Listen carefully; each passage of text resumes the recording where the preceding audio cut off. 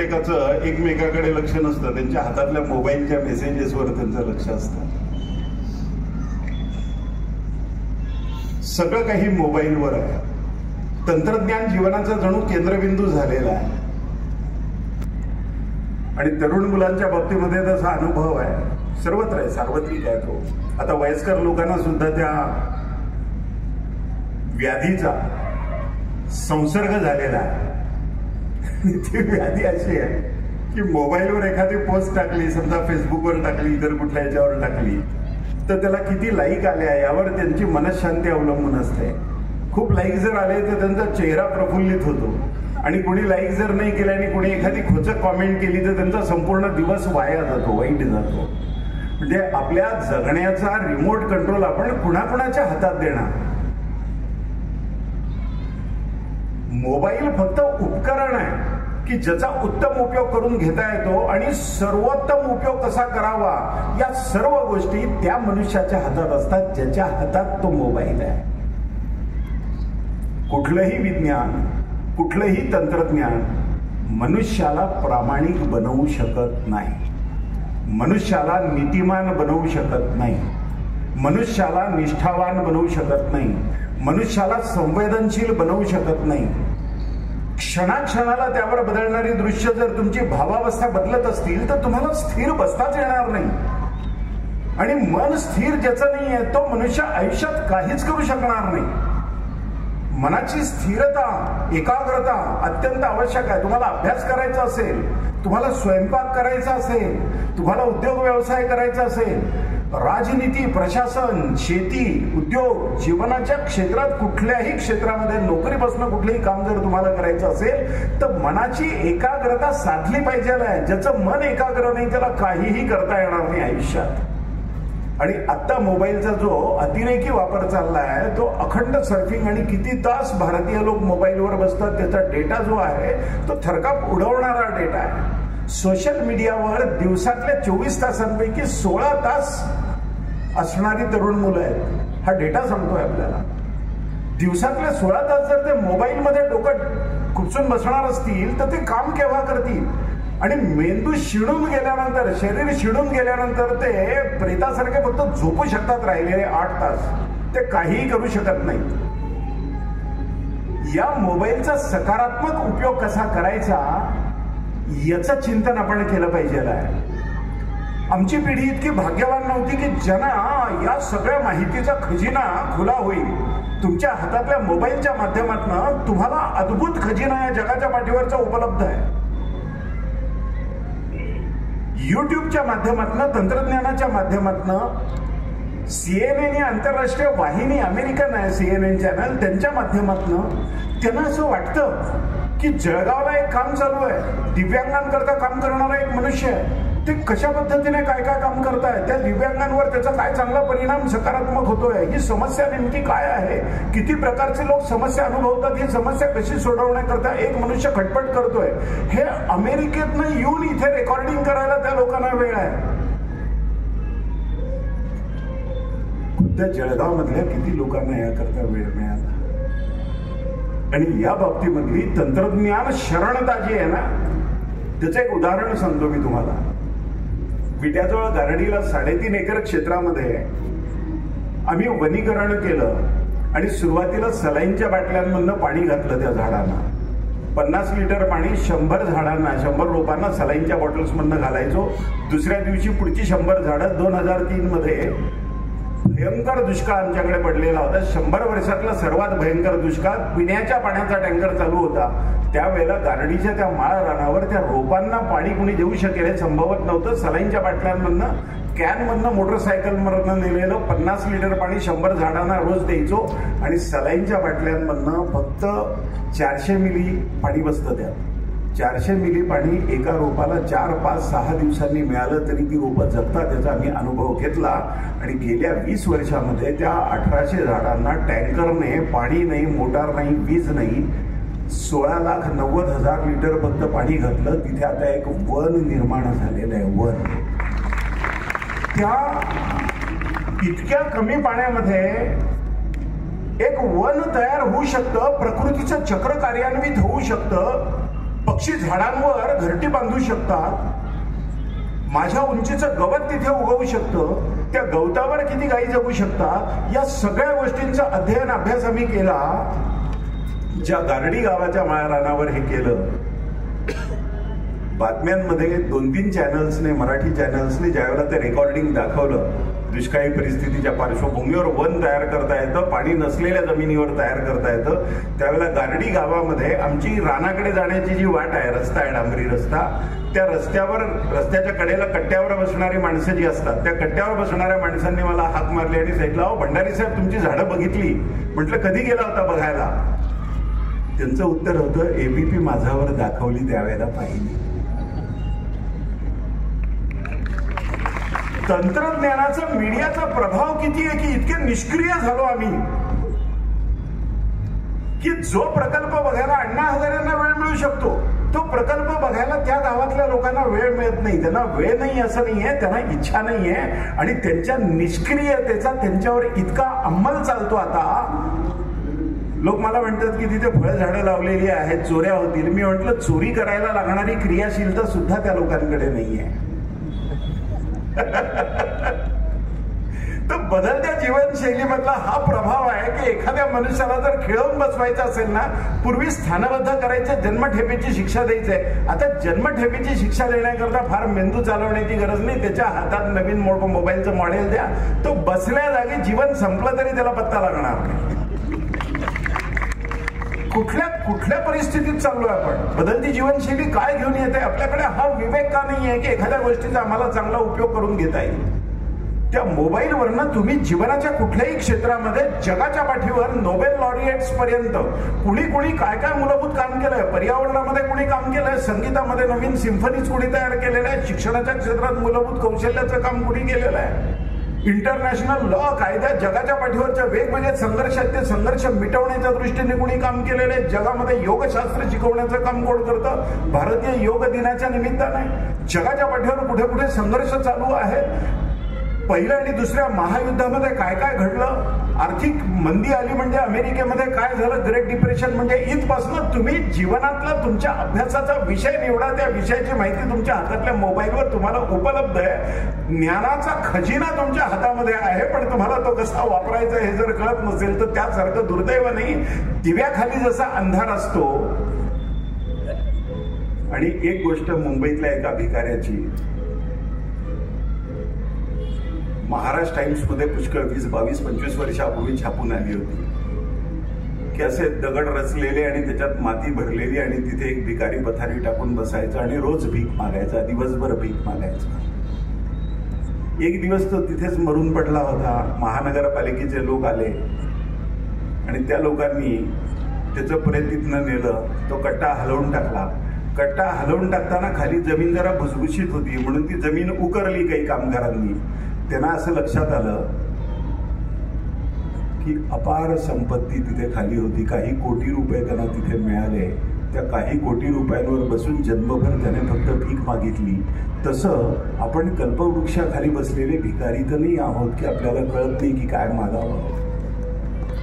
अशी विचित्र स्थिती आपली आहे, संभ्रमाची स्थिती झालेली आहे.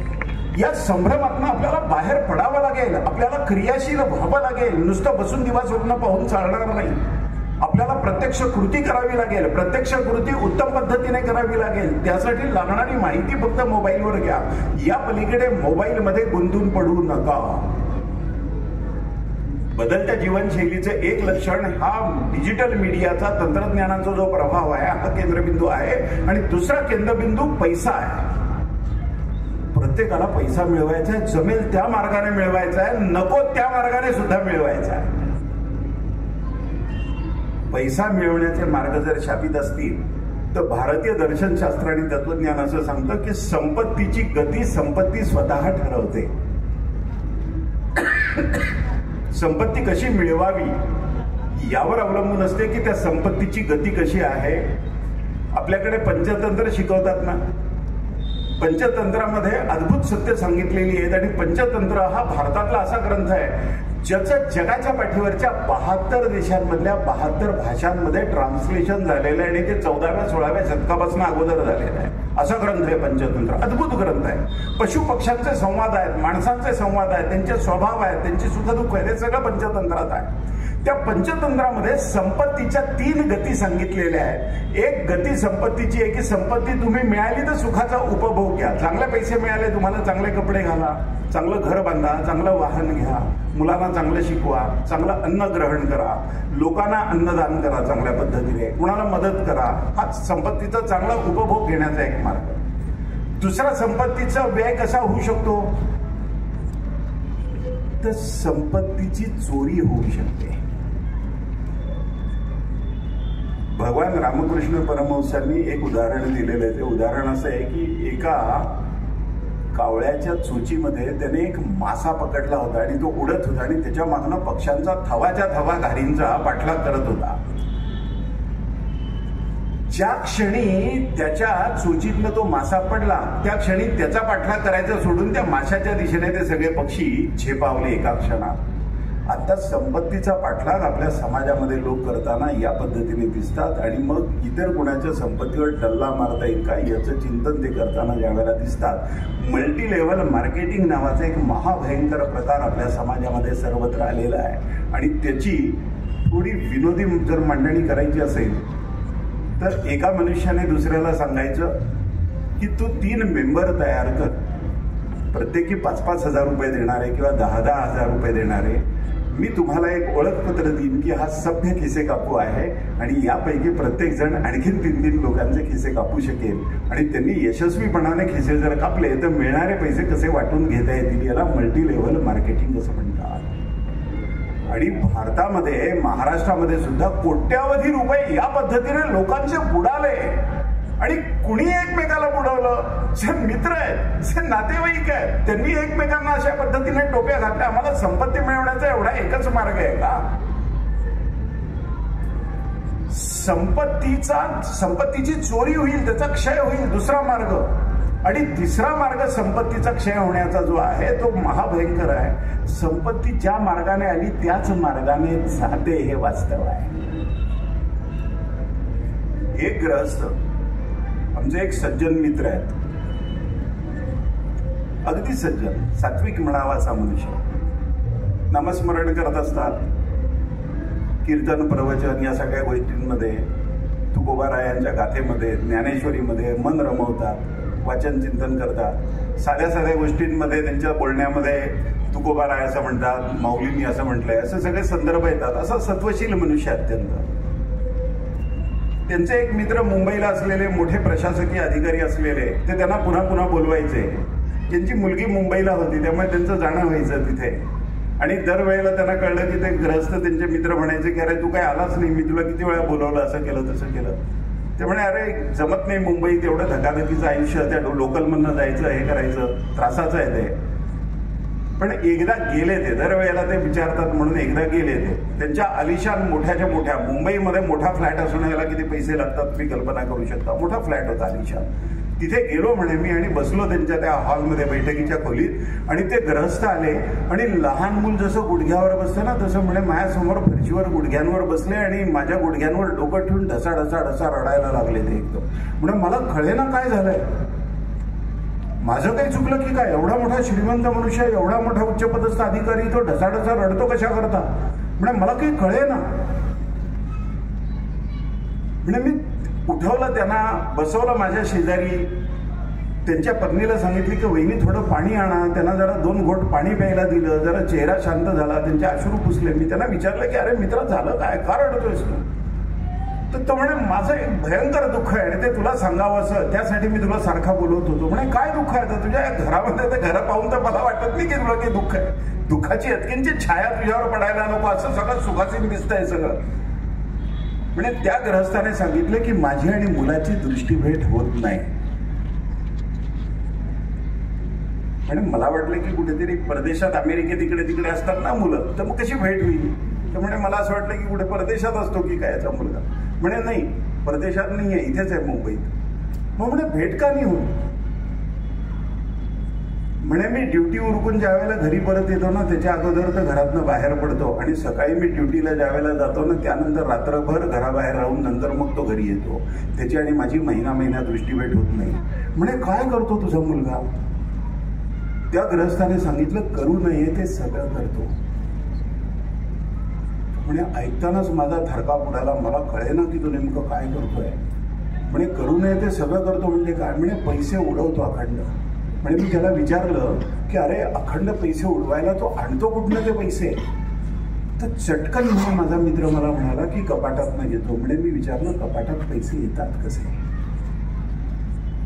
मग तो गप्प बसला. म्हणे मी त्याला विचारलं की कपाटात जिथून पैसे तू आणतोस त्यांनाच तो नेऊन देतो का हे पहा. संपत्तीची तिसरी गती संपत्ती स्वतः ठरवते. ती ज्या मार्गाने आली त्याच मार्गाने जाते. आपल्याला असं दिसेल या भारतामध्ये राजघराण्यांचे मोठे मोठे महाल आहेत त्यामध्ये फक्त वटवाघळं येतात. एकही मनुष्य त्यात राहू शकत नाही. असे राजमहाल या देशात अनेक ठिकाणी तुम्हाला बघायला मिळतील. या संपत्तीच्या गती आहे. ज्या वेळेला कुटील हेतूने कारस्थानी वृत्तीने त्या मनुष्याला टोपीच घालायची म्हणून या पद्धतीने आर्थिक वेगवेगळ्या भानगडींच्या योजना ज्या वेळेला आपल्या समाजामध्ये येतात त्यावेळेला संपत्तीचं इतकं आकर्षण काय आहे आणि ही संपत्ती कुठे घेऊन जाणार आहे तुम्हाला? हे समाजाने शांतपणाने आता विचार करण्याची वेळ आलेली आहे. तरुण मुलांमध्ये वाढणारी व्यसनाधीनता. तुमच्या जवळचेच केंद्रीय मंत्री राज्य शासनाचे मंत्री होते बघा. महसूल मिळायचा त्यांना आणि एक लहान मुलगी टेलिव्हिजनवर क्लिप दाखवली होती की ती लहान मुलगी त्यांचे पाय धरते आणि त्या मंत्र्यांचा ताफा गाड्यांचा आणि त्या गाड्यांच्या ताफ्यामध्ये ते ग्रहस्थ त्यांना ती लहान मुलगी डोक्याचं टोपलं झालेलं मळकट चेहऱ्याची मळकट झुनकट फ्रॉक तिच्या अंगावर आहे. ती रडते. त्या मंत्र्यांना एकदम त्यांच्या पायाला मिठी मारली बिलगली. पोलिसांना कळेना कुणाला कळेना काय झालं. त्यांनी तिला विचारलं की बाळा काय झालं का रडतेस तू? ती त्यांना म्हणाली की का तुम्ही दारू नाही का बंद करू शकत? माझा बाप रोज माझ्या आईला मारतो दारू पिऊन येऊन. ते गलबलून गेले. त्या मुलीला कुणीतरी गर्दीतनं आलं, ओळखीची होती. त्या मुलीला नेलं, समजुतीची घातली. पत्रकारांनी विचारलं की त्या मुलीच्या प्रश्नाचं उत्तर काय देणार तुम्ही मंत्री साहेब? ते म्हणजे सरकार चालवायला पैसा मिळतो आणि हजारो कोटी रुपये जर महसुलातनं मिळत असतील तर मी तिला काय उत्तर देणार? जे कायदेशीर आहे ते नैतिक असेलच असं नाही. अशा विचित्र परिस्थितीमध्ये राष्ट्र म्हणून समाज म्हणून आपण अडकलो होता. हे कळतंय की हे नैतिक नाहीये पण ते कायदेशीर आहे.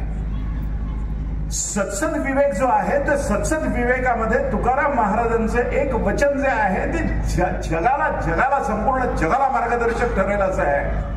आपण लोकशाहीमध्ये मतं मिळवल्यानंतर सत्ता मिळवली आणि त्यानंतर मग डोक्यांवरनं गणित ठरवतो की नाही आणि मग लोकशाही मार्गाने त्याप्रमाणे निर्णय करतो. संसदीय लोकशाही आपण स्वीकारली ब्रिटिशांकडनं. तुकाराम महाराजांचं एक वचन आहे, सत्य असत्या मन केले ग्वाही मानियले नाही बहुमता.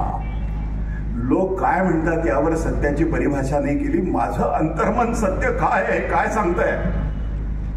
आपल्या अंतर्मनाला प्रश्न विचारा की सत्य काय आहे? सत्य परागंदा झालाय. भारताच्या प्रत्येक मोठ्या सरकारी वस्तूवर प्रत्येक कागदपत्रावर आपण बोधवचन लिहितो. भारताचं ब्रीदवाक्य लिहितो, सत्यमेव जयते. लहान मुलांना तिसरी चौथीतल्या विचारा की तुम्ही खरं बोलता का? मी शाळेतल्या मुलांना प्रश्न विचारून खात्री केली आहे. तिसरी चौथीतल्या मुलांना विचारलं की तुम्ही खरं बोलता का? हात वर करा. तर सगळ्या मुला मुलींनी हात वर केले. एकदम तिसरी चौथीतला वर्ग बरं का, प्राथमिक, सगळ्यांनी हात वर केला. सगळे खरं बोलतात म्हणून. आणि मग एकमेकांकडे त्यांचं लक्ष गेलं. कोणी मैत्रिणीकडे पाहिलं, कोणी मित्राकडे पाहिलं आणि मग त्यांना कळलं की आपण खोटं बोलतोय. हे याला माहितीये, हे तिला माहितीये. मग एक एक हात खाली यायला लागला. त्या लहान मुलांमध्ये इतकी निरागसता आणि इतका प्रामाणिकपणा होता की आपण खरं बोलत नाही हे त्यांनी मान्य केलं. 5 मिनिटात सगळे हात खाली झाले. मी जर तुम्हाला विचारलं की तुम्ही खरं बोलता का तर तुम्ही हात वर करू शकाल, एकही हात खाली करणार नाही. हा दांभिकपणा आहे, हे सत्य नव्हे. खोटं बोलून आपण कोणाची फसवणूक करतो आहोत? सगळ्यात अगोदर आपण स्वतःची फसवणूक करतो आहोत. ज्याच्या उक्ती आणि कृतीमध्ये समरसता नाहीये, एकरूपता नाहीये, ज्याचं वागणं वेगळं बोलणं वेगळं असं आहे, ज्याच्या उक्ती आणि कृतीमध्ये खूप अंतर आहे. एक साधू होते, त्यांना विचारलं की कशातलं अंतर सर्वाधिक आहे या जगात? तर कॉलेजची मुलं वगैरे होती, विज्ञाननिष्ठ दृष्टिकोन असलेले काही प्राध्यापक होते.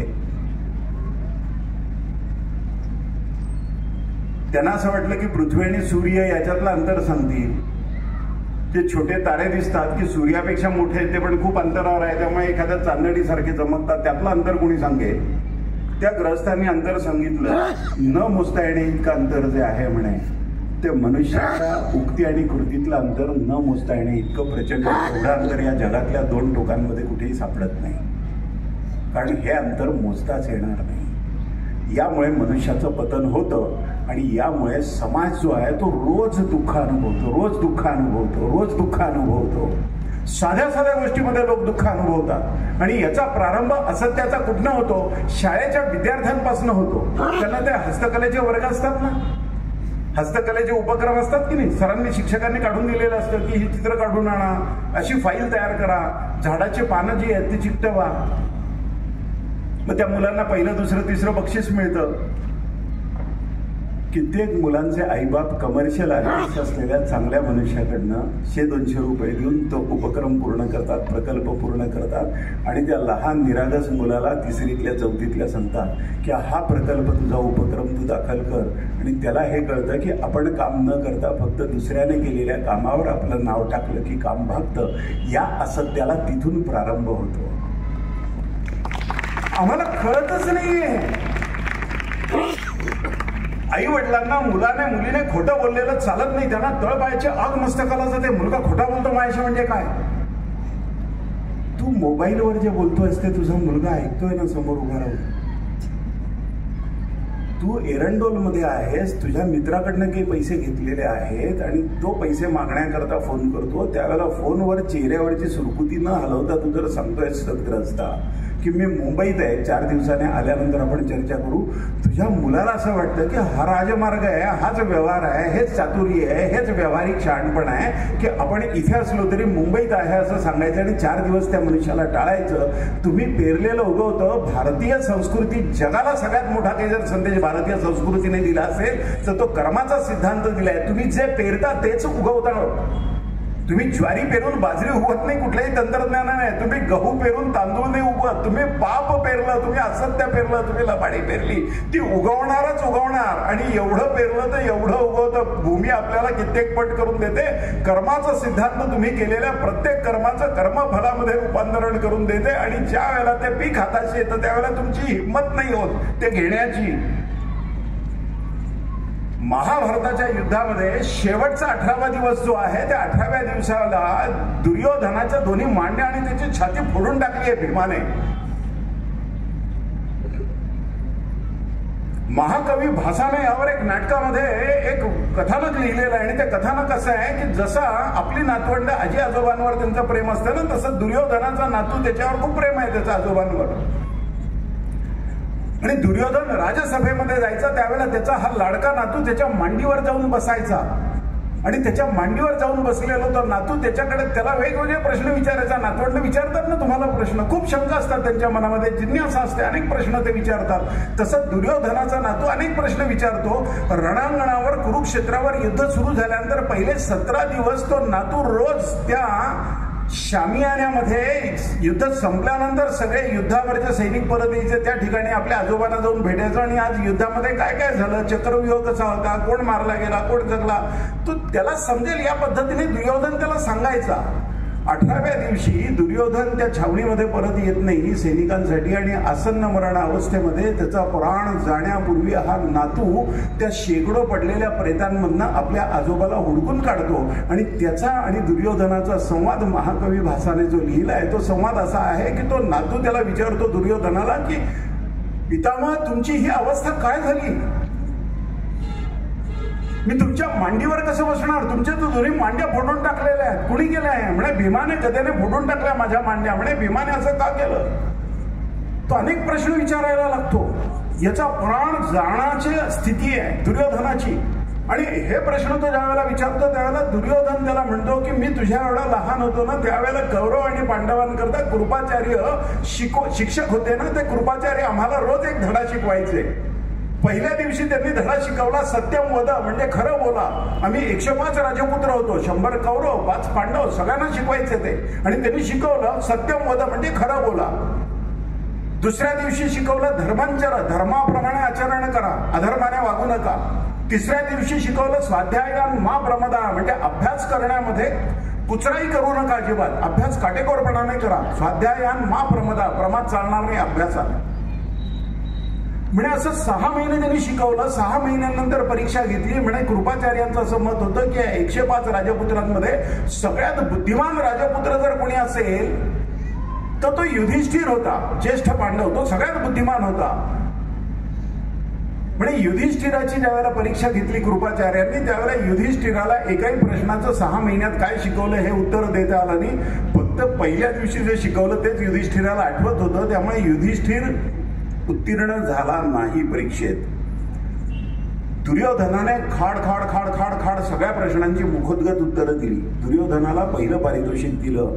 आणि मग दुर्योधन आणि लाडका आपला शिष्य युधिष्ठिर या दोघांना वेगवेगळं बोलवून घेतलं आणि कृपाचार्यांनी विचारलं की अरे युधिष्ठिरा तू इतका बुद्धिमान, 6 महिन्यामध्ये काय शिकवलं मी एकाग्रतेने ऐकून तुला एकही अक्षर त्यातलं सांगता नाही आलं, याचं कारण काय आहे? त्यावर युधिष्ठिर असं म्हणतो की आचार्य तुम्ही पहिल्या दिवशी मला शिकवलं ना सत्यम वद, ते शिकवल्यापासून माझ्या मनामध्ये सतत हा विचार चालू झाला की मी किती वेळा खोटं बोलतो. मग आचार्यांनी खरं बोलायला सांगितलं तर खोटं नाहीच बोलता येणार. मग कालच्यापेक्षा आज मी कमी खोटं बोललो का? मग आज एक शब्दही खोटं नाही बोललो का? मग खोटं बोलण्याची मला भीती वाटत होती का खरं बोलण्याची भीती वाटत होती? खरं बोललं तर काय होईल म्हणून. या विचारामध्ये तुम्ही काय शिकवत होता ते माझ्या कानापर्यंत पोहोचत होतं. कानातनं मेंदूपर्यंत पोहोचलं नाही. पण आता 6 महिने झाले मी तुम्हाला सांगू शकतो की मी एक अक्षर सुद्धा जन्मात कधी खोटं बोलणार नाही. मी खरंच बोलणार. आणि मग त्याला पाठवून दिलं आणि मग दुर्योधनाला बोलवलं की कौतुक केलं त्याचं की तू पहिला आलास, उत्तीर्ण झालास परीक्षेमध्ये. म्हणजे पहिल्या दिवशी काय शिकवलं? दुर्योधन म्हणाला सत्यम वद म्हणजे खरं बोलतोस का? तो म्हणाला नाही, तुम्ही सांगितलं मी पाठ केलं. धर्मांचर तुम्ही सांगितलं धर्माप्रमाणे वागा. म्हणे मी वागलो नाही त्याप्रमाणे पण मी पाठ केलं. स्वाध्यायान मा प्रमदा मी ऐकलं, मी पाठ केलं पण मी त्याप्रमाणे स्वाध्याय नाही केला. दुर्योधन आसन्न मरण असताना त्याच्या नातवाला सांगतो की माझ्या गुरुजींनी मला जे शिकवलं त्याप्रमाणे मी वागलो नाही. आणि ते वचन आहे संस्कृत वचन महाकवी भासाने लिहिलेलं. जानामी धर्माहा, धर्म काय आहे मला कळलं. नचमे प्रवृत्ती, त्याप्रमाणे मी वागलो नाही. आणि जानामी अधर्माहा नचमे निवृत्ती, तो अधर्म आहे हे मला कळलं तरी सुद्धा मी त्यातनं परावृत्त झालो नाही. मी अधर्माप्रमाणेच आचरण करत आलो. म्हणून भीमाने माझ्या मांड्या आणि छाती फोडून टाकली आहे. मी मरण्यापूर्वी तुझी आणि माझी भेट ईश्वराने घडवून दिलेली आहे. तू कायम लक्षात ठेव, सत्यम वद, धर्मंचर, स्वाध्यायान मा प्रमदा ही पाठ करण्याची वाक्य नाही आहेत, हे जगण्याचं तत्वज्ञान आहे असं म्हणून तो प्राण सोडतो. किती घरांमध्ये आता आजी आजोबा या गोष्टी सांगतात नातवंडांना. चारित्र्य घडवणाऱ्या गोष्टी किती घरांमधनं सांगितल्या जातात. महाभारतातल्या, रामायणातल्या. आपण शिवचरित्रच ऐकतो की शिवाजी राजांना जिजाऊ मांडीवर बसून रामायणातल्या, महाभारतातल्या, पांडव प्रतापातल्या सत्य काय असत्य काय या गोष्टी समजून सांगत होती. ज्या वेळेला अफजल खानाची स्वारी झाली या महाराष्ट्रावर, प्रचंड सैन्य त्याच्याकडे, शिवाजी राजांकडे तुटपुंज 5-7 हजार सैन्य फक्त होतं. त्या वाईच्या त्या जंगलामध्ये प्रतापगडाच्या पायथ्याशी शामियानामध्ये झटापट झाली आणि त्यावेळेला तो अफजल खान तिथे शिवाजी राजांनी त्याचा कोथळा काढला. त्या अगोदर अफजल खानाची एवढं भयंकर सैन्य असताना आपण खानाशी लढू शकत नाही एवढ्या मोठ्या सैन्याशी, कारण आपली शक्तीच नाही आहे ती, असं लोक सांगत होते. त्यावेळेला शिवाजी राजे असं म्हणतात खानाशी तो युद्धच करावे, सलाह करावा म्हणजे तडजोड करावी, तह करावा असं म्हणत होते काही कारभारी. शिवाजी राजांनी सांगितलं खानाशी सलाह केलियास प्राणनाश होईल, खानाशी तो युद्धच करावे, आम्ही मारिलो गेलो तर स्वर्ग आहे, विजय मिळालियास उत्तम. भगवद्गीतेमध्ये अर्जुनाला श्रीकृष्ण जे सांगतो ना, हतो वा प्राप्स्यसि स्वर्गम जित्वा वा भोक्ष्यसे महिम, ते तंतोतंत तसंच्या तसं महाभारत घडून गेल्यानंतर 4700 वर्षांनंतर शिवाजीराजे त्याच शब्दात बोलतात, कारण आईने त्यांना समजून सांगितले की श्रीकृष्ण असं बोलतो. आपल्यापैकी किती लोक हे समजावून सांगतात की श्रीकृष्ण काय म्हणतो, प्रभू रामचंद्रांनी काय म्हटलं, ध्रुव बाळाची काय व्यथा होती, पांडवांमध्ये सत्यव्रत कसं होतं, कौरव कसे होते, अनाचार करणारे लोक कसे होते, राजा हरिश्चंद्र कसा होता, एखाद्या मनुष्याच्या उक्ती आणि कृतीमध्ये साधर्म्य कशा पद्धतीने होतं.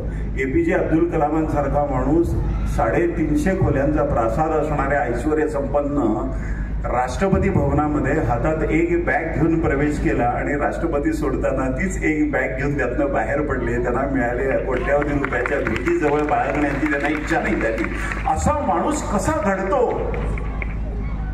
असं महान कार्य करणारी माणसं कशी घडतात हे मुलांना शिकवतो का आपण, मुलांवर हा संस्कार करतो का? आपल्या भारतीय परंपरेमध्ये 3 प्रार्थना सांगितल्या आहेत बघा.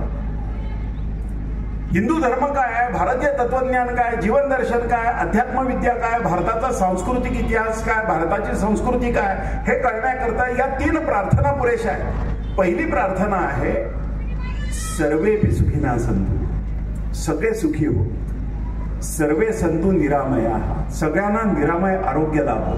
इतरांच्या कल्याणाची कामना केली ना तर तुमचं आरोग्य आपोआपच ठणठणीत राहील. तुम्ही जसं चिंतन करता ना तसं होता. सतत इतरांचा द्वेष आणि तिरस्कार करणाऱ्या लोकांच्या चेहऱ्यावर कधी सुखाचा हास्य दिसणार नाही तुम्हाला. त्यांचे चेहरे ओढलेले दिसतील, असे त्रासलेले दिसतील, रागीट दिसतील ती माणसं. कारण सतत दुसऱ्याचं भलं न व्हावं असं चिंतन त्यांच्याकडनं घडतं. इतरांच्या कल्याणाची कामना करणारा माणूस जो आहे त्याच्या चेहऱ्यावरनं उत्साह असा ओसंडून वाहताना तुम्हाला दिसेल. आनंद त्याच्या सहवासात गेलं तर दिव्याने दिवा लावावा ना तसा आनंद तुमच्यात संक्रमित झालेला दिसेल, उत्साह संक्रमित झालेला दिसेल. फक्त कोरोनाचा संसर्ग नाही होत, चांगल्या आणि वाईट सगळ्या विचारांचा संसर्ग होतो या पद्धतीने. सर्वेपि सुखिनः सन्तु, सर्वे सन्तु निरामयाः, सगळे सुखी व्हावे अशी प्रार्थना तुम्ही रोज जर केली ना, ज्यांच्याबद्दलचा अत्यंतिक द्वेष तुमच्या मनामध्ये ठासून भरलाय, त्यांनी काही अपमान केला म्हणून, त्याच्या कल्याणाची पहिली कामना तुम्ही करा परमेश्वराकडे. तुमचं लक्षात येईल तुम्हाला हे शास्त्र आहे, हे विज्ञान आहे. तुमच्या लक्षात येईल की तुम्हाला एकदम शांत वाटलंय, तुमच्या डोक्यावरचा तुमच्या हृदयावरचा भारच गेलाय सगळा, एकदम मुक्त आणि छान शांत वाटायला लागेल तुम्हाला. ज्यांनी तुमचा अपमान केला त्यांना जन्मभर तुम्ही लक्षात ठेवता, जन्मभर नव्हे जन्मोजन्मी लक्षात ठेवता. 2 GB मेमरी असलेला छोटा हे मिळतो ना तो इन्स्ट्रुमेंट, 2 GB मेमरी आहे त्याची. त्यापेक्षा 4 GB मेमरी असणारं इन्स्ट्रुमेंट महाग पडतं. 8 GB 64 GB हे त्यापेक्षा महाग पडतं. तुमच्या मेंदूतली किती GB मेमरी तुम्ही नको त्या गोष्टी तुम्हाला त्रास होणाऱ्या सांभाळत वाया घालवता कुणाकरता. यातनं मुक्त व्हायला हवं. हे त्याच वेळेला मुक्त होतो सर्वेपि सुखिनः सन्तु या प्रार्थनेपासून ज्या वेळेला प्रारंभ होतो त्यावेळेला तुमचं आरोग्य ठणठणीत राहणार, कारण मनावरचा ताणच संपला तुमच्या. सर्वेपि सुखिनः सन्तु, सर्वे सन्तु निरामयाः, सर्वे भद्राणि पश्यन्तु. सगळेच लोक सुसंस्कृत जर असतील. प्रभू रामचंद्रांच्या काळामध्ये वाल्मिकी रामायणातलं वर्णन आलंय की धर्म काय असतो. वाल्मिकी रामायणामध्ये महर्षी वाल्मिकी असं लिहितात की सासरी आलेली एखादी कन्या तिच्या माहेरी ज्या वेळेला जायची आहे त्यावेळेला सामान्य कुटुंबातल्या कन्येला बरोबर कुणी मदतीला नाहीये, तिच्याबरोबर पाठराखण करायला कोणी नाहीये. मग ती तिच्या सासरपासून तिच्या माहेरपर्यंत जी काही 2-4-5 गावं ओलांडत जायची. काही ठिकाणी अरण्य असायची, काही ठिकाणी छोटी गावं, छोट्या वस्त्या असायची. सूर्य अस्ताला जाईल त्यावेळेला ज्या गावामध्ये ती असेल त्या गावातले लोक तिला विचारायचे की बाळा तू कुठे निघाली आहेस. मी अमक्या गावात चालली आहे. माहेरवाशिणीचं माहेरी ज्या पद्धतीने प्रेमाने आत्मीयतेने स्वागत होतं, तसं भारतातल्या कुठल्याही गावामध्ये कुठल्याही कुलवधूचं तितक्याच प्रेमाने आत्मीयतेने माहेरी राहिल्यासारखं स्वागत व्हायचं, असा सुवर्ण काळ तो होता. आणि दुसऱ्या दिवशी त्यांचा निरोप घेताना, आईचा माहेरून निघताना मुलगी ज्याप्रमाणे रडत रडत निरोप घेते तसा ती प्रत्येक गावातून निरोप घ्यायची. इतकं प्रेम होतं. याला रामराज्य म्हणतात, याला प्रेम म्हणतात, याला संस्कृती म्हणतात. सर्वे भद्राणी पश्यंतु, सगळे लोक इतके सुसंस्कृत जर असतील तर दुःख औषधाला तर राहील का? सर्वे भद्राणी पश्यंतु मा कश्चित दुःख मापनोया. दुःख सूक्ष्मदर्शक भिंगाखाली शोधावं लागेल तुम्हाला. अशा समाजात दुःख नाही सापडणार. वेदनेने तळमळणारा माणूस आल्यानंतर डॉक्टर त्याचा खिसा नाही पाहणार. कुठल्या वेदनेने तो तळमळतोय त्याचं निदान मी कसं करेन हे पाहतो. आमचे एक डॉक्टर मित्र, त्यांनी मला सांगितलेला अनुभव, ते KEM हॉस्पिटलला, मुंबईच्या हजारो पेशंट असतात तिथे, आणि त्या KEM हॉस्पिटलला इंटर्नशिप करण्याकरता ते ज्यावेळेला होते त्यावेळेला त्यांचे हेड ऑफ द डिपार्टमेंट जे होते ते डॉक्टर, त्यांचे प्रोफेसर, ते दिवसाभरामध्ये 30-40 ऑपरेशन्स करायचे, सर्जरीज करायचे. आणि इतका निष्णात माणूस होता की भर 15-20 मिनिटात, अर्ध्या तासात एक सर्जरी करून मोकळे करायचे ते. आणि त्या लोकांना व्याधींपासून मुक्त करायचे. कोणाला ट्युमरची सर्जरी केली, कोणाला आणखीन कशाची सर्जरी केली, या पद्धतीचे सर्जरीज करायचे. तर म्हणे, मी विचारलं त्यांना, डॉक्टरांना, की डॉक्टर इथे तुम्हाला महिन्याला जेवढा पगार मिळतो, दिवसात 30-40 सर्जरी तुम्ही करता, त्या सरकारी दवाखान्यामध्ये, हॉस्पिटलमध्ये तुम्हाला महिन्याला जेवढा पगार मिळतो तेवढा पगार एका सर्जरीला मिळेल. आणि इतक्या सर्जरी जर केल्या तर तुम्हाला आता मिळणारा पगार जो आहे त्याच्या 10 पट रक्कम रोज मिळवता येईल. एखाद्या प्रायव्हेट हॉस्पिटलमध्ये जसलोक सारख्या जर तुम्ही नोकरीला गेलात तर तुम्ही इथे का काम करता इतक्या कमी पगारात? त्यावेळेला त्या डॉक्टरांनी म्हणे मला सांगितलं, ते डॉक्टर म्हणाले यांना इंग्रजीत, I can't imagine earning from the pocket of a sufferer. वेदनांनी तळमळणाऱ्या मनुष्याच्या खिशातनं पैसा काढावा असं मला वाटत नाही, म्हणून मी ते काम करतो. आपल्या खानदेशकरल्या बहिणाबाईंना ज्या वेळेला विचारलं की बहिणे, तू इतक्या तुझ्या सासरच्या तुला इतका त्रास होतो, इतक्या तक्रारी करतेस, वैधव्य आलं, दारिद्र्य आहे, अनेक प्रकारचं ठिगळ लावत लावत संसार करावा लागतो, इतका त्रास तुला जर होतो तर तू माहेरी का नाही निघून गेलीस, माहेरी सुखत राहिली असतीस? त्यावर बहिणाबाई म्हणतात की माझ्या लेकीला माहेर मिळावं म्हणून मी सासरी हे सगळं सहन केलं. इतर कुणीतरी सुखी व्हावं म्हणून मी झिजायला हवं, ही भारतीय परंपरा आहे. हा सुसंस्कृतपणा जर सर्वत्र समाजामध्ये असेल तर दुःख औषधाला सुद्धा उरणार नाही. मा कश्चित दुःख मापनोया, ही पहिली प्रार्थना. दुसरी प्रार्थना आहे ओम सहना भवतु. आपण सगळे एकत्र येऊया. जसं या ज्ञानसत्राच्या निमित्ताने आपण एकत्र आला, जसं सण समारंभ उत्सवाच्या निमित्ताने येतात, जसं अन्नदानाच्या निमित्ताने एकत्र येतात, एकत्र येऊया सगळे.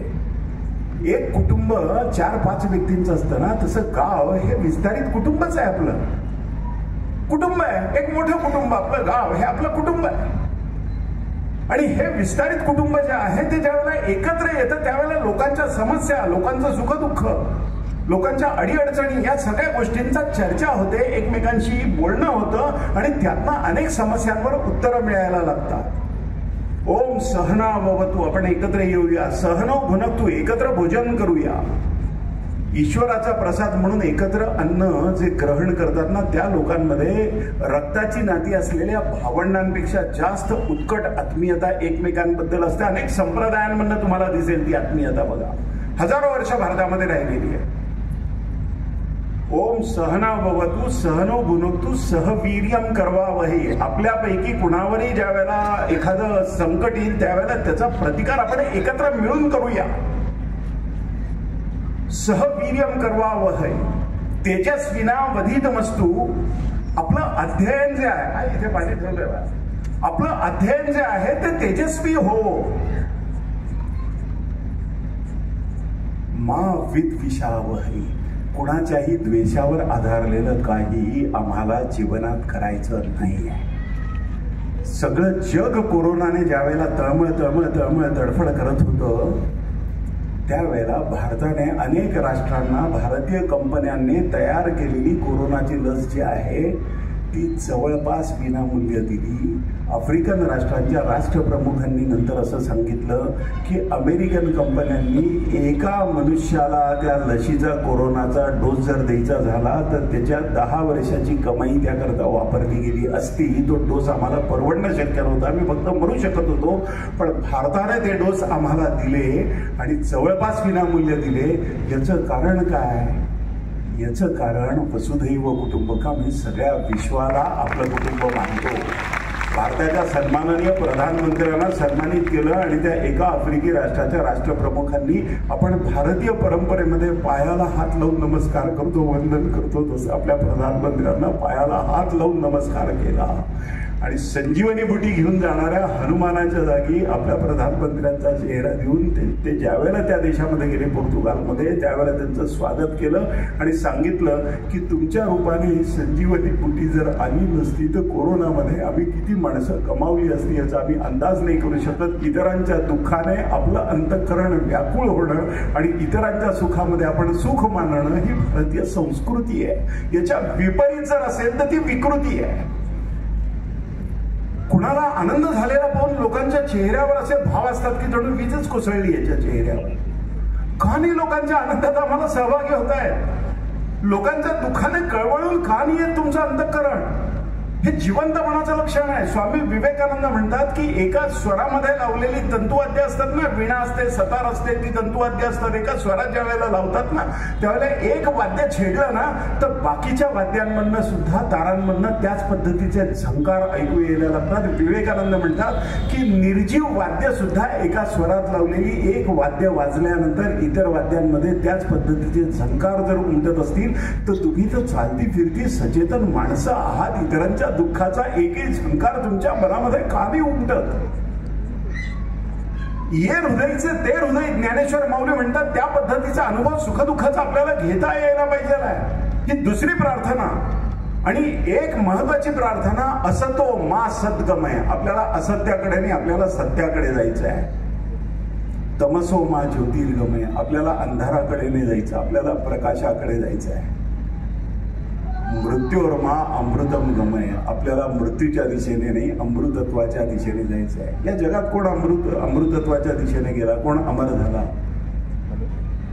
स्वामी विवेकानंदांचे फोटो लावा असं त्यांच्या दत्त कुटुंबातलं कुणी वारसदार कलकत्त्याहून तुमच्या गावात येऊन तुम्हाला सांगून गेलं की का स्वामी विवेकानंदांचे फोटो लावणार का घरी? कुणी विचारलं? तुम्हाला उत्स्फूर्तपणे वाटतं? शिवाजी राजांचे फोटो लावावे असं तुम्हाला का वाटतं? त्यांच्या भोसले कुलातला कोणी मनुष्य येऊन तुम्हाला सांगायला लागला का की शिवाजी राजांचे फोटो लावणार का, पुतळे उभे करणार का? या समाजासाठी ज्यांनी कणकण झिजून आपलं सर्वस्व अर्पण केलं त्यांच्याबद्दलची कृतज्ञता तुमच्या, माझ्या, आपल्या समाजाच्या प्रत्येकाच्या मनामध्ये आहे. ज्ञानेश्वर माऊलींचे फोटो लावतात, घराघरात न लावतात, सांगावे नाही लागत. जमेल त्या मार्गाने किंवा नको त्या मार्गाने संपत्ती मिळवणाऱ्या कुठल्याही मनुष्याने स्वतःला प्रश्न विचारावा की तुमच्या घरामध्ये ज्ञानेश्वर माऊलींचा फोटो असेल, शिवाजी राजांचा असेल, विवेकानंदांचा असेल, त्या रांगेमध्ये आपला मृत्यू आल्यानंतर आपला मुलगा आपला फोटो लावेल का? या प्रश्नाचं उत्तर शोधा. लावेल का? असं होईल का? असं का नाही होणार? आपला फोटो आपल्याला आपल्या मुलाला लावावा असं का नाही वाटणार? आपल्या प्रश्नांची उत्तरं आपल्याला स्वतःला मिळतात. भारतीय संस्कृती आपल्याला या पद्धतीचं जीवन जगायला सांगते जे साधं सरळ आहे, त्यात गुंतागुंत नाही आहे अजिबात. यत्किंचित गुंतागुंत नाही आहे. एखाद्या कुत्र्याच्या पाठीवरनं तुम्ही हात फिरवला ना, अगदी रस्त्याने जाता जाता फुटपाथवर आहे ते कुत्रं बसलेलं आहे, त्याच्याकडे पाहिलं तर ते थोडीशी शेपूट हलवतं, त्याच्याजवळ जाऊन थोडं उभं राहिलं तर ते तुमच्याकडे मान वर करून पाहतं, जरा कान हलवतं, थोडंसं वाकून त्याच्या पाठीवरनं हात जर फिरवला तर ते उठून उभं राहतं आणि 4 पावलं तुम्हाला साथ संगत देतं. सॉफ्टवेअर इंजिनियर्स असलेली माझ्या परिचयातले कित्येक कुटुंबांमध्ये आज अशी स्थिती आहे यजुवेंद्रजी, पुण्यासारख्या ठिकाणी, की ज्यांचे दीड कोटी रुपयाचे 2 कोटी रुपयाचे फ्लॅट आहेत. त्या फ्लॅटमध्ये आई वडील आणि सॉफ्टवेअर इंजिनियर असलेले त्यांचा मुलगा सून राहतात. हे आई वडील मला सांगतात की आमचं आणि आमच्या मुलाचं आठवडा बोलणं होत नाही. एका छताखाली राहणारे लोक संवाद शून्य अवस्थेमध्ये भूतासारखे जगताना दिसतात. भूतासारखे एकाकी आयुष्य. काय साध्य करणार आहे तुम्ही? संपत्ती कशासाठी मिळवायची आहे?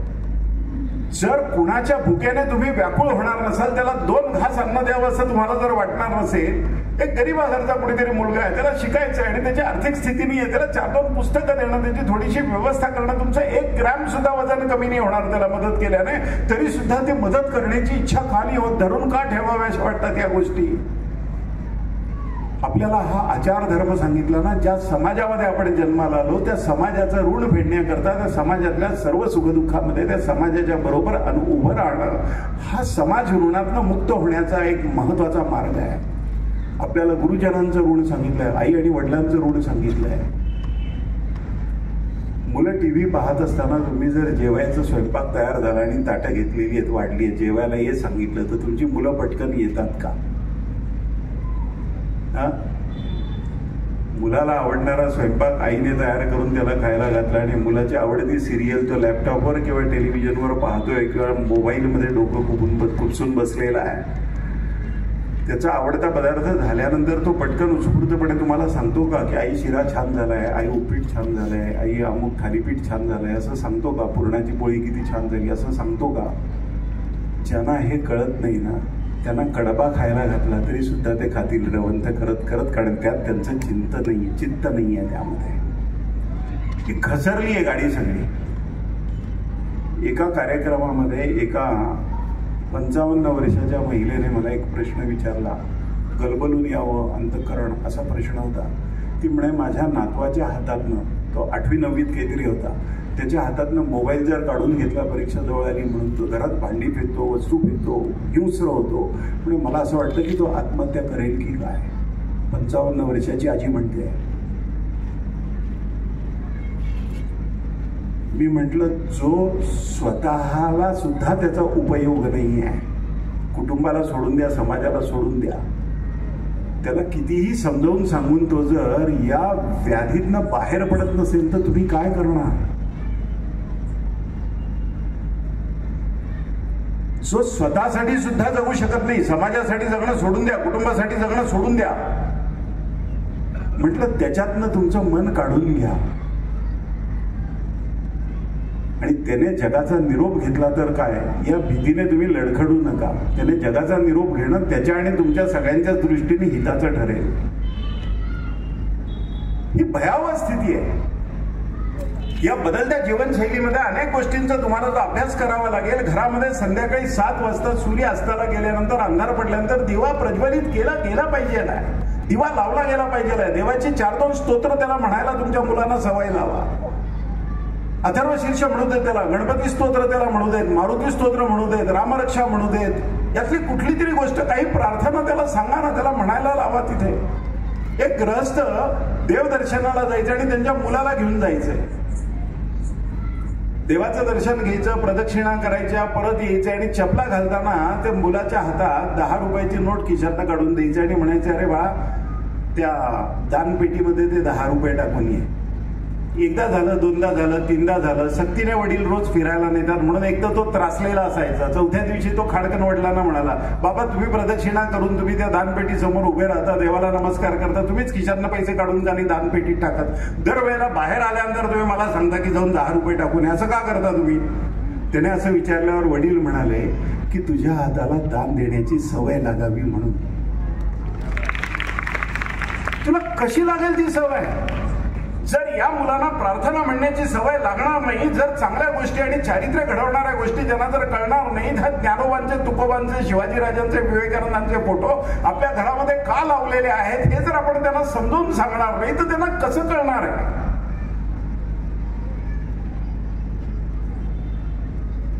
भारताचे सन्माननीय प्रधानमंत्री रशियामध्ये गेलेले असताना, रशिया हे कम्युनिस्ट राष्ट्र आहे, तिथे धर्म जवळपास संपवून टाकलाय कम्युनिस्टांनी. त्या कम्युनिस्ट राष्ट्रामध्ये एक तरुण मुलगी, रशियन असलेली, जन्माने मुस्लिम असलेली, एक पॉप सिंगर होती आणि व्लादिमीर पुतीन रशियाचे राष्ट्राध्यक्ष आणि भारताचे प्रधानमंत्री मोदी यांच्या उपस्थितीमध्ये तिने गणेश वंदना म्हटली संस्कृतमध्ये, आणि ती त्यानंतर भारतीय पद्धतीने नमस्कार करून नरेंद्र मोदींना म्हणते की रशियामध्ये मला गणपतीचं मंदिर बांधायचं आहे, कारण रिद्धी सिद्धीची देवता आहे गणेश. हे रशियन मुलीला कळतं, आपल्या मुलींना कानी समजून सांगत आम्ही. विद्येची प्रार्थना, विद्येची अधिष्ठात्री देवता सरस्वती जी आहे, ती सरस्वती वंदना तुमच्या मुलांना म्हणायला सांगा. यातून तुषार हार धवला. ती जर मुखोद्गत त्या मुलांनी केली तर मन त्यांचं एकाग्र होतं की नाही अभ्यासामध्ये. हे प्रयोग का नाही करत आम्ही? प्रयोग करा ना तुम्ही, प्रत्यक्ष प्रयोग करा, अनुभव घ्या. स्वामी विवेकानंद म्हणतात की तुम्ही जर खरं बोलायला लागला तर तुम्हाला लक्षात येईल की समाज तुमच्यावर विश्वास ठेवायला लागलेला आहे. आणि तुम्ही सतत जर खरं बोलत राहिला, 12 वर्ष जर खरं बोलत राहिला, तर जगाच्या पाठीवरचा कुठलाही माणूस तुमच्या नावाचा नुसता उच्चार झाला तरी नतमस्तक होईल. हा सत्याचा परिणाम आहे. आणि उठसूट खोटं बोलण्यावर तो मनुष्य अब्जाधीश असला तरी, तो मनुष्य सत्ताधीश असला तरी, तो माणूस खूप देखणा असला तरी, कर्तबगार असला तरी, जो चेहऱ्यावरची सुरकुती न हलवता सहजपणाने साध्या साध्या गोष्टीत खोटं बोलू शकतो, त्याची कुटुंबीय सुद्धा त्याच्यावर यत्किंचित विश्वास ठेवत नाहीत. समाज तर ठेवणारच नाही. दलवीर भंडारी नावाचे उच्च न्यायालयाचे प्रधान न्यायाधीश होते. ते नंतर आंतरराष्ट्रीय न्यायालयामध्ये न्यायाधीश म्हणून गेले. त्या दलवीरजी भंडारींच्या उपस्थितीमध्ये आमच्या विटे शहरामध्ये जी न्यायालयाची इमारत झाली त्याच्या लोकार्पणाचा कार्यक्रम झाला. त्या लोकार्पणाच्या कार्यक्रमामध्ये दलवीरजी भंडारींनी उच्च न्यायालयाचे न्यायाधीश असताना सांगितलेलं त्यांचं भाषण जे आहे त्यातला हा मुद्दा तुम्हाला मुद्दाम सांगतो. ते म्हणे, दिल्लीमध्ये मी फ्लॅट बघायचो, सगळी चर्चा व्हायची फ्लॅटची की ठीक आहे 4 रूमचा फ्लॅट आहे, किती भाडं आहे, काय आहे, डिपॉझिट किती, अमुक तमुक, सगळी चर्चा व्हायची. फ्लॅट द्यायला तयार असायचे लोक. म्हणे ते विचारायचे की बेटा क्या करते हो? म्हणे मी सांगायचो मैं ॲडव्होकेट हूँ. ते म्हणायचे तो फ्लॅट नाही देणार आहे मेरे को. म्हणे 2-4 वेळा मला असे अनुभव आले. मला कळे ना की हे का नाही फ्लॅट देत हे लोक. मला ॲडव्होकेट आहे, उलट कौतुक वाटलं पाहिजे तुम्हाला, फ्लॅट का नाही देत? तर म्हणे एका मालकाने असं सांगितल्यावर मी त्याला विचारलं की मैं तो ॲडव्होकेट हूँ, फ्लॅट क्यों नहीं दे रहे हो? तर म्हणे ये प्रश्न आपने खुद को पूछना चाहिए. महात्मा गांधी एडवोकेट थे बोले, लोकमान्य तिलक एडवोकेट थे, सावरकर एडवोकेट थे, बाबा साहब एडवोकेट थे. इन पर पूरे भारत में विश्वास किया. आपका विश्वास कौन करता है आप पूछो और इसका जवाब आप ढूंढो, असं त्याने मला सांगितलं. म्हणे विश्वसनीयता कुठल्याही मनुष्याला कुठल्याही क्षेत्रामध्ये काम करायला टिकवावी लागते. You believe in what you can do. तुम्ही काय करू शकता यावर तुमचा विश्वास असतो. तरुण मुलांना वाटतं की आमच्यावर एकदम विश्वास का नाही ठेवत आई वडील. You believe in what you can do. तुम्ही काय करू शकता यावर तुमचा विश्वास असतो. But people believe in what you have done. तुम्ही काय केलंय यावर तो लोक विश्वास ठेवतात. आज यजवेंद्र महाजनांकडे ज्या वेळेला पाहतात लोक, त्यावेळेला या माणसाने गेल्या 22 वर्षात काय केलेलं आहे त्या कार्याच्या अधिष्ठानावर या मनुष्याची इमेज तयार होत असते.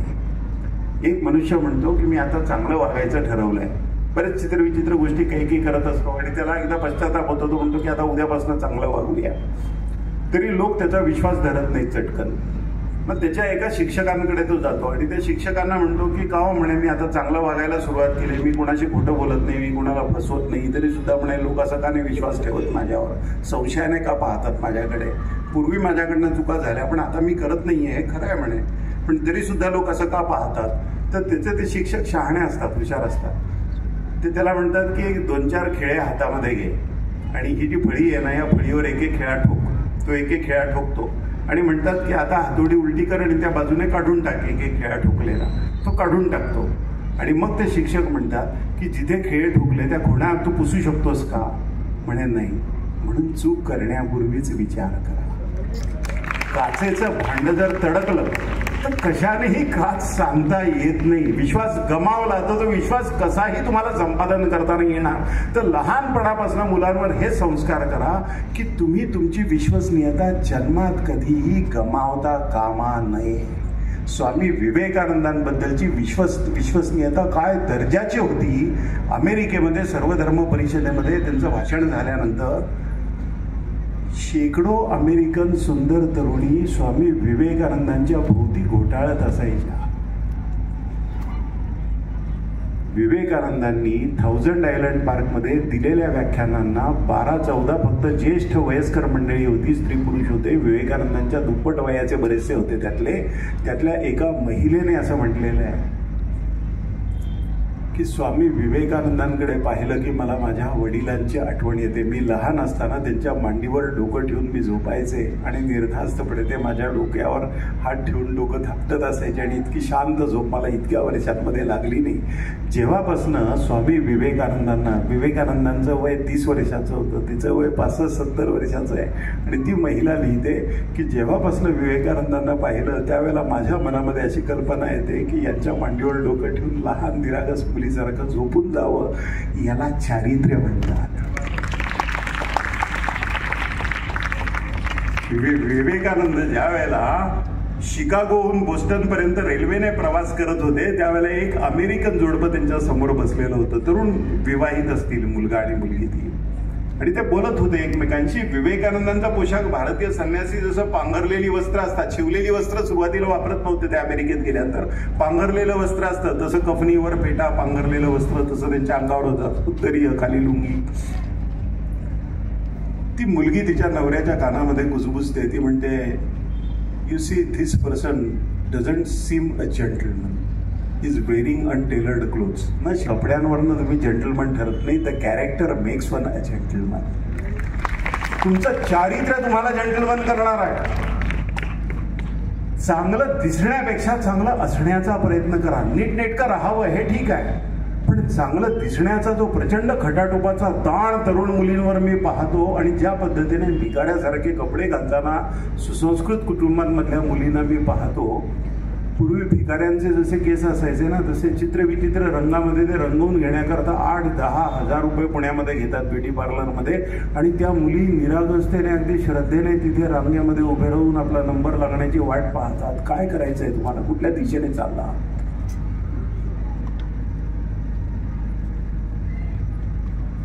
नुसतंच चांगलं दिसणं सुद्धा नव्हे, लोकांनी आपल्याला स्वीकारावं म्हणून कुठे फाटके कपडे काय घालतील, काय काय प्रकार करतील, कशासाठी? आपण काय विदूषक होण्याच्या दिशेने चाललो आहे का? बदलत्या जीवनशैलीने कुठे आणून ठेवलंय आपल्याला साध्या साध्या गोष्टी कळत नाहीये, साधं अनुसंधान नाहीये. घरामध्ये तुम्ही पहा, पूर्वी वडील जर घरामध्ये आले संध्याकाळी आणि मुलं पाय पसरून बसलेली असली ना, तर मुलं सरळ उठून नीट बसायचे त्यांच्या पुढे, आदबी नाही. आता तुम्ही घरांमध्ये बघा, मुलांना शिष्टाचार तुम्ही जर शिकवले नाहीत ना, ते तगड्या पसरून मुलांपुढे बसलेले असतात. बापच अंग चोरून एका कोपऱ्यामध्ये बसतो. वडील हे पैसे मिळवणारं ATM झालंय आणि आई निरर्थक फुकट काम करणारी एक मोलकरीण झाली आहे.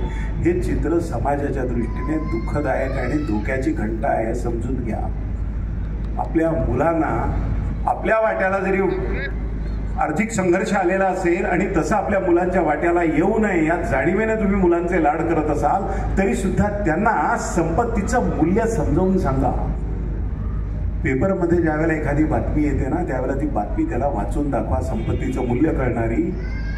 मराठवाड्यामध्ये एका मुलीने, महाविद्यालयात जाणाऱ्या मुलीने आत्महत्या केली. आणि ती आत्महत्या का केली या विषयावर वार्ताहराने ज्या वेळेला चर्चा केली त्यावेळेला त्याला असं कळलं की अत्यंत वाईट आर्थिक परिस्थितीतनं ते कुटुंब चाललेलं होतं आणि त्या मुलीला बसने प्रवास करायचा तर 200 रुपयाचा पास काढायचा होता. आणि 200 रुपयाचा पास नसेल तर कॉलेजला जाता नाही येणार आणि बसने गेल्याशिवाय इतक्या लांब अंतर 15-20 किलोमीटर तिला पायी तर जाता येणं शक्य नव्हतं.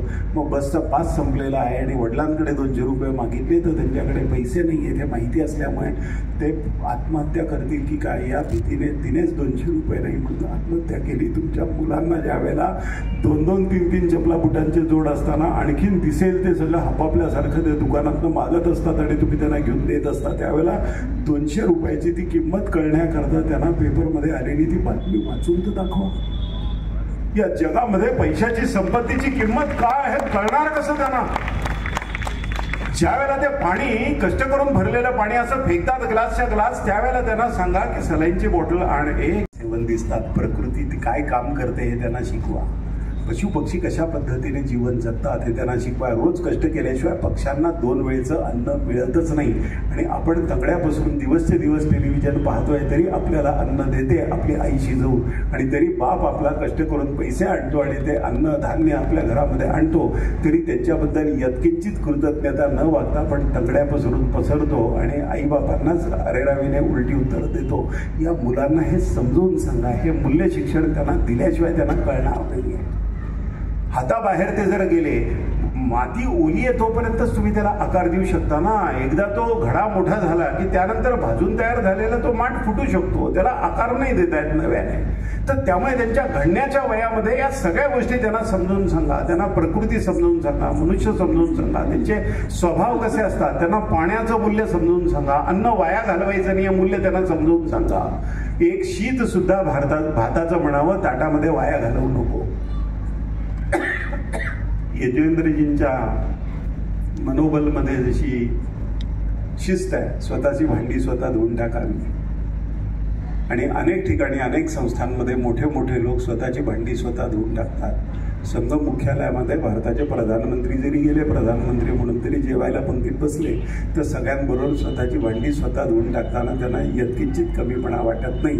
हे या वयात या मुलांना समजावून सांगा की तुमच्यासाठी कष्ट करणाऱ्या लोकांबद्दल कृतज्ञता असायला हवी. तुम्हाला एखादं पारितोषिक मिळालं, ती स्केटिंग करणारी मुलगी आहे, तिला पारितोषिक मिळालं, एखाद्या पत्रकाराने उद्या फोटो छापला पेपरमध्ये समजा तो की पहा तिने किती चांगलं सुवर्णपदक मिळालं.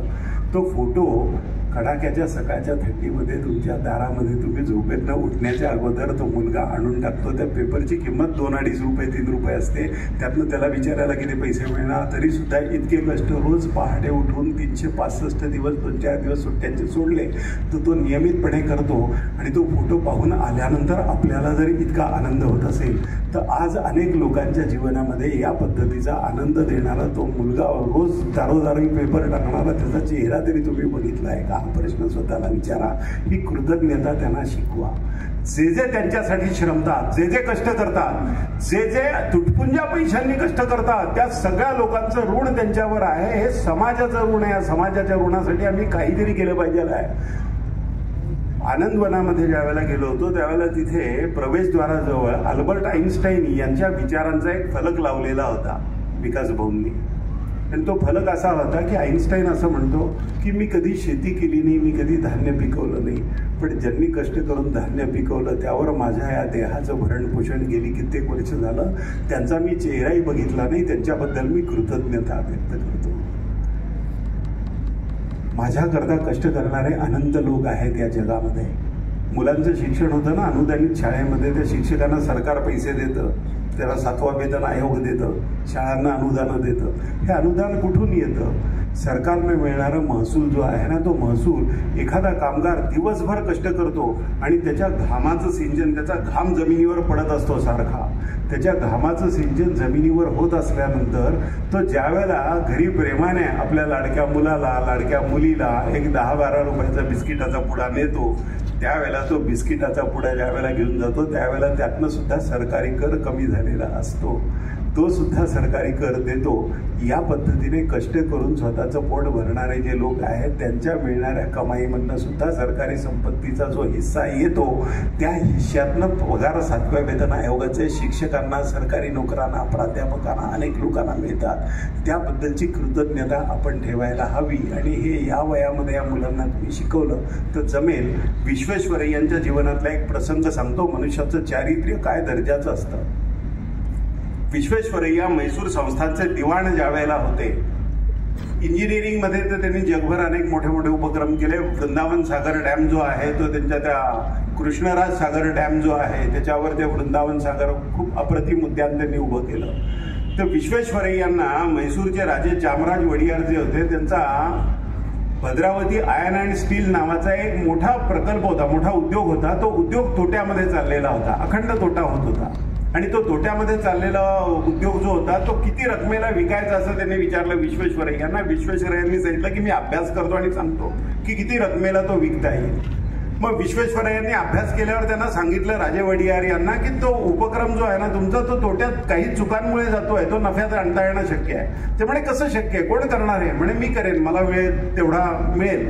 आणि त्यांनी त्या उद्योगाला, भद्रावती आयर्न अँड स्टीलला अशी चाकोरी लावली की अवघ्या 6-8 महिन्यामध्ये तो तोट्यात चाललेला उपक्रम नफ्यामध्ये यायला लागला. त्यानंतर एक 2-4-5 वर्ष तिथे विश्वेश्वरय्या दिवाण म्हणून मुख्य पदावर होते त्यांच्या. त्यानंतर विश्वेश्वरय्यांना भारतातल्या अनेक संस्थानिकांनी वेगवेगळे उपक्रम, कोल्हापूरची आपली रंकाळ्याची जी भिंत आहे ना ती विश्वेश्वरय्यांनी बांधलेली आहे. धुळे शहरामध्ये सुद्धा पद्धती पाण्याची जी होती ना ती त्यांनी केलेली आहे. पुण्याचा तो याचा जो डॅम आहे त्याची ती पाण्याचं प्रेशर वाढलं की वर जातोय ते खडकवासला डॅमची रचना त्यांनी केली. अशा अनेक प्रकल्प भारतात सर्वत्र केले, भारताबाहेर पण केले विश्वेश्वरय्यांनी. तर त्यांना सगळ्याच संस्थानांनी वेगवेगळ्या ज्यावेळेला बोलवलं होतं त्यावेळेला त्यांनी राजे वडियार यांना सांगितलं की आता मला तुम्ही, मी प्रार्थना करतो की माझी मुक्तता करा सेवेतनं, मला अनेक उपक्रम करायचे आहेत, भारतामध्ये मोठे मोठे प्रकल्प करायचे, ते संस्थानिक माझी वाट पाहतात. आणि त्या प्रकल्पांकरता मग त्यांनी राजीनामा दिला. राजेसाहेबांनी तो स्वीकारला. पण राजेसाहेबांनी तो राजीनामा स्वीकारताना विश्वेश्वरय्यांना असं सांगितलं की तुम्ही Bhadravati iron and still he company नफ्यामध्ये येणं शक्य आहे असं ज्यावेळेला म्हणाला त्यावेळेला मला फार आश्चर्य वाटलं, कारण तो नफ्यात येणं शक्य नाही असं माझं मत होतं. तरी तो नफ्यात येईल असं तुम्ही ज्यावेळेला सांगितलं त्यावेळेला मला आश्चर्य एका गोष्टीचं वाटलं की हे कसं शक्य आहे आणि तुम्ही तो नफ्यात आणून दाखवला. मी माझ्या मनात स्वतःशी ठरवलं होतं की त्या नफ्यातली इतके टक्के रक्कम मी तुम्हाला देणार आहे. आणि मी स्वतःच्या मनाशी केलेला निश्चय, त्या काळामध्ये ती काही लाख रुपयाची रक्कम होती. ज्या काळामध्ये 15-20 रुपयामध्ये आत्ताचा मध्यमवर्गीय माणूस जगतो तसं आयुष्य जगता यायचं, त्या काळात लाखामध्ये ती रक्कम होती. आणि ती रक्कम राजेसाहेब विश्वेश्वरय्यांना म्हणाले की तुम्ही ती रक्कम घ्यायला हवी माझ्याकडनं, कारण मी ठरवलंय की त्या नफ्यातला हा हिस्सा तुम्हाला मी देणं लागतो. विश्वेश्वरय्या म्हणाले दिवाण म्हणून मी तुमच्याकडे नोकरी करतो, तर मी पगारी नोकर तुमचा असल्यामुळे तुम्ही दिलेल्या पगारा व्यतिरिक्त 1 रुपया सुद्धा मी तुमच्याकडनं जास्तीचा घेऊ शकत नाही असं माझी तत्वनिष्ठा मला सांगते. त्यांचा वाद झाला यावरनं. विश्वेश्वरय्या पैसे घ्यायला तयार नव्हते, राजेसाहेब पैसे दिल्याशिवाय त्यांना समाधान मिळणार नव्हतं. मग विश्वेश्वरय्यांनी राजेसाहेबांना असं सांगितलं की तुमच्याच नावाने एक पॉलिटेक्निक तुम्ही सुरू करा इथे, की गरीब मुलं जी आहेत ते शिकू शकतील, ती इंजिनियर होऊ शकतील. कारण म्हणे मी आर्थिक प्रतिकूल परिस्थितीमध्ये ज्यावेळेला होतो, घरचं दारिद्र्य, काकांकडे शिकत होतो, त्यावेळेला 15 किलोमीटर रोज पायी चालून मला शिक्षण घ्यावं लागलं. या मुलांना 15 किलोमीटर रोज पायी चालायला नको, त्यांना शिक्षण घेता यायला हवं. त्याकरता त्यांच्या गावामध्ये एक पॉलिटेक्निक तुम्ही सुरू करा.